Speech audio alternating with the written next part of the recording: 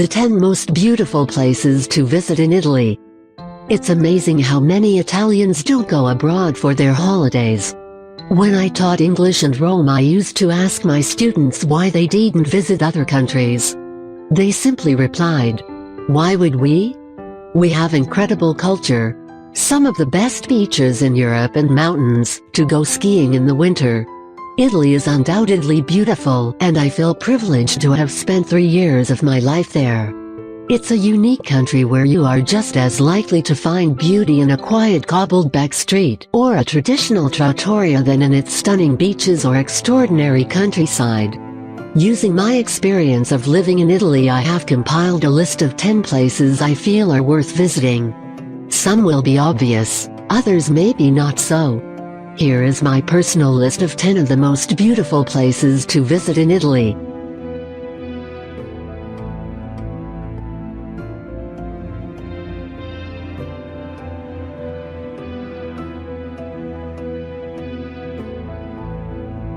Venice. Venice is one of the most famous cities in Italy and one that's built on water.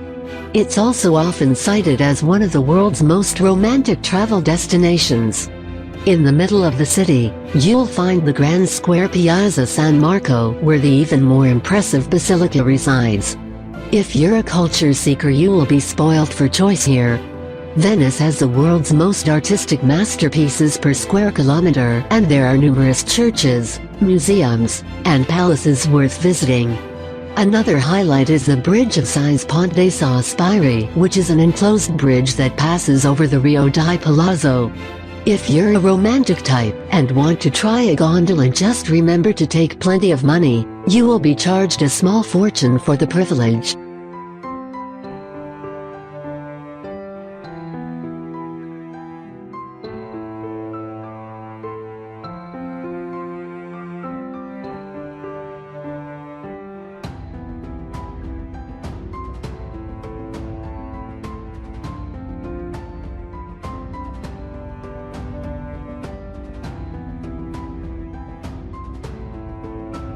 Cinque Terre. The rugged, rustic but breathtaking beauty of Cinque Terre seems to perfectly sum up why Italy is so revered as a travel destination. Located on the stunning Italian Riviera coastline and easily one of the most attractive places to visit in Italy, the series of 5 brightly colored medieval villages cling jaggedly, and almost impossibly, to the inhospitable coastal rocks. It's such an important place it was declared a UNESCO World Heritage Site in 1997. Meander around the narrow streets, wander the ancient vineyards which cling to steep terraces, and then head for a pesto pasta lunch, a regional speciality at one of the local trattorias.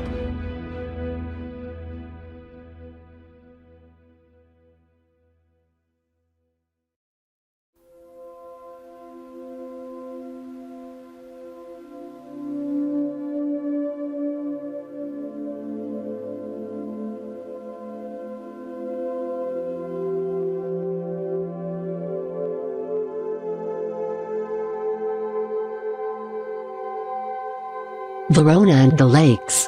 Verona is a lovely, relaxed city which was made famous by Shakespeare's famous story of Romeo and Juliet. It has the 3rd largest Roman arena in Italy, and I highly recommend catching an opera during your visit. UNESCO has awarded the city a World Heritage Site status because of its urban structure and architecture, which include Roman remains and ancient castles. As you can imagine, Verona is a very romantic city. So if you take a partner, you never know, they might just end up proposing. The Italian lakes are very accessible from Verona, and Lake Garda, Lake Como and Lake Maggiore are some of the most well-known. The mountain lakes offer classically beautiful images of Italy and are flanked by sleepy cobblestone villages and secluded gardens.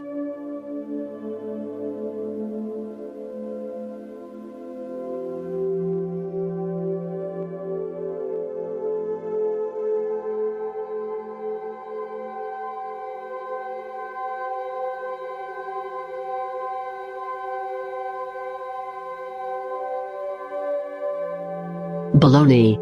A city known for its beauty, left-wing politics, wealth and most importantly its cuisine. Bologna is the capital of the Emilia-Romagna region in northern Italy. If you arrive by train, move swiftly away from the station so you can take in the most beautiful sights of the city. There are many arcades which allow you to explore the city even if it's raining. I recommend wandering around the back streets until you stumble upon one of the many beautiful squares where you can stop for a cafe or gelato. Bologna also boasts the oldest university in the world, which was founded in 1088.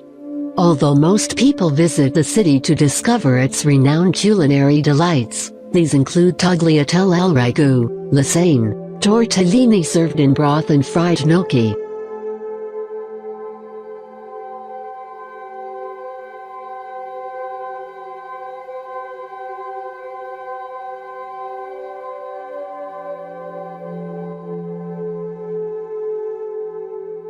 Florence and the Tuscany region. Florence is both a magnificent and fascinating place and an art lover's dream. A popular city nestled in the rolling hills of the Tuscany region, Florence has plenty to offer its many visitors. For starters, there's the numerous museums filled with famous paintings and sculptures, and two places I recommend are the Pitti Palace and the Uffizi. The latter hosts work by Caravaggio, Leonardo da Vinci, and Michelangelo, and receives approximately 1.6 million tourists a year. You should book before you go, or unfortunately face a long wait. Also take your time to explore the rest of the Tuscany. Known as Renaissance country, the region offers some of the most beautiful and romantic natural scenery in the world. The extraordinary countryside and coastline keep the relaxed vacationers happy, and the ever-flowing supply of fine wine and cuisine will certainly please the food connoisseurs.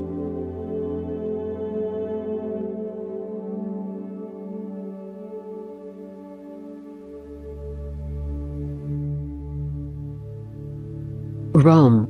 It's impossible to do a tour of Italy without visiting their famous capital.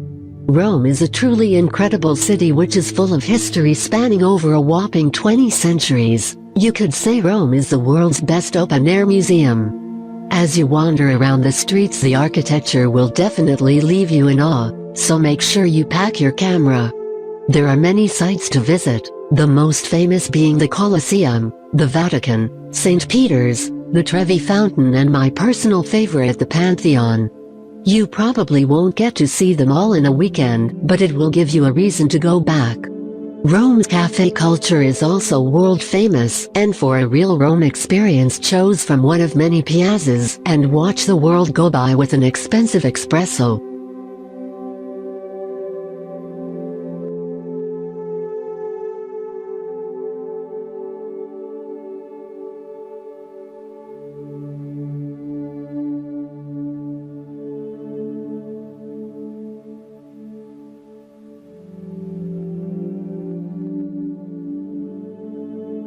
Sorrento and the Amalfi Coast.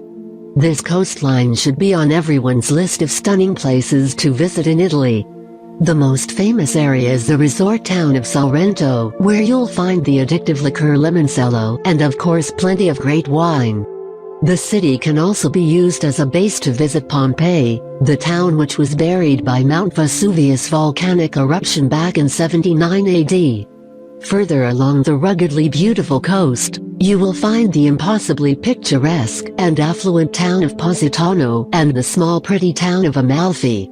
The area offers one of the world's greatest coastal drives, so be sure to hire a car if you can. Fiat 500 seconds are always an apt choice.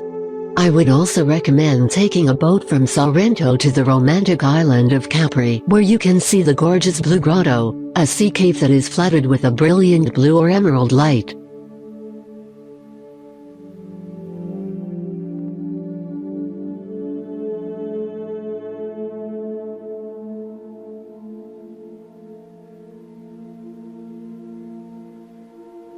Sardinia. This large island just off the coast of Italy is a favorite holiday spot for Italians and rich footballers. Most of the time it's a very quiet and relaxing island, but popular areas can get very busy in the summer, so you will need to book early to stay at the best places. To reach Sardinia you can sail or fly into Alghero, Cagliari or the port town Olbia. The whole island is beautiful, and compared to many holiday islands resorts in Europe, it remains relatively unspoiled. There are certainly no high-rise concrete hotels here. Even the resort areas are surprisingly tasteful. I would personally recommend San Don Dioco and San Pietro, as these are the most remote and traditional areas. Sardinia's coastline is world-renowned, so you won't have to search far for amazing beaches and clear water wherever you choose to stay.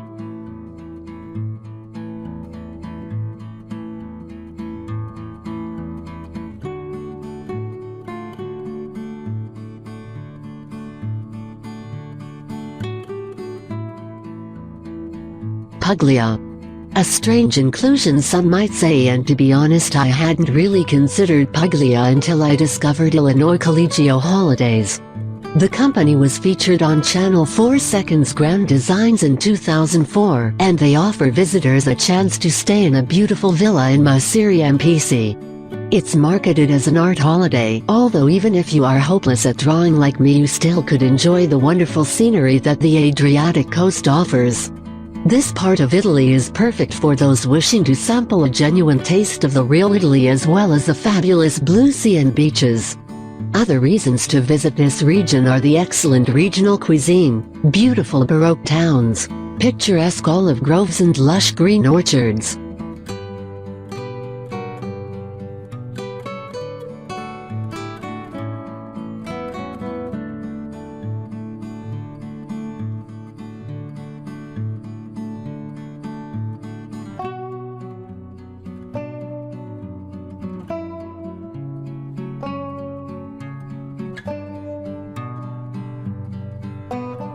Sicily. The largest island in the Mediterranean Sea makes an excellent holiday destination. Like Sardinia, it has excellent beaches and wonderful cuisine, only far cheaper. You will also have the luxury of being able to island hop. The Aegean Islands, Aeolian Islands and Pantelleria Lampedusa are all nearby and very accessible. Sicily is a traditional and rustic island with a rich culture and a potent mix of architecture, arts, cuisine, literature and music. Here you can spend your time sitting on beaches, visiting archaeological sites, or sampling the locally caught fish. Make sure you include a visit to the Scilai Nund, which is an ancient building containing 5 temples centered on an acropolis. The east coast of Sicily is more developed and tourist-friendly, and the west coast is more untouched. As you travel down the ladder, you will be amazed how friendly the Sicilian people are and how pleased they are that you chose to visit Sicily.